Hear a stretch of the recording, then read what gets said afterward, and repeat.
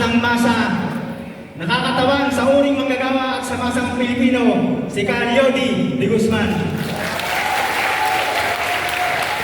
Okay po, meron po bang pumapangalawa doon sa nominasyon kay Calyodi de Guzman bilang senador ng Partido Lakas ng Masa? I second the nomination. Ano po ang narinig ko? Sinong nagsisecond, itaas na lang ang kamay. I'm Jansel Tan. Okay, Jansel, okay. So, ang ating pong nominee, Meron pong isang nomination dito. sandali muna. I-close natin. Seconded ang nomination ni Calyodi de Guzman. So, si Calyodi de Guzman ay officially isang kandidato dito sa ating pagkasenador sa Partido ng ating Masa sa 2025. Meron po bang susunod na nominasyon? Si Cado Bingoli po, chairperson ng Popular Magagawang Pilipino.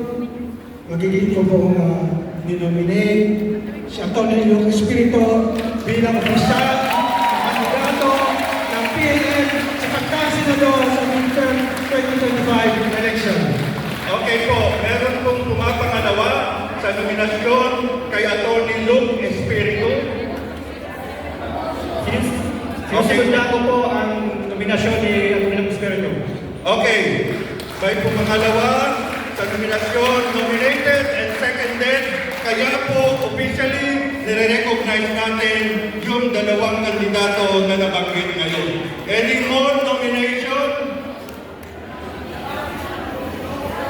I move to close the nomination. Okay, may nagsisecond ba? I second the motion.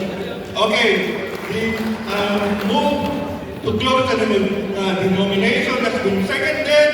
So, yan po ay sinasara na natin ang nominasyon dito sa ating dalawang nominated na siyang kandidato natin bilang senador sa 2025 election. Gusto niyo po ba magsalita ulit ang ating dalawang kandidato to accept formally accept the nomination? Sundin natin ang process. They have to formally accept the nomination. Calyodi.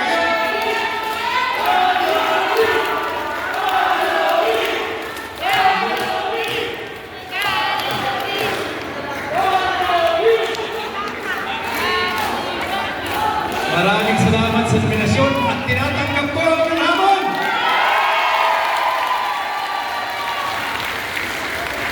Kinakalugod ko at pusong nagagala na una, tinatanggap ko ang inyong nominasyon at pangalawa, kasama ko si Calyodi, tatakbo kami dalawa.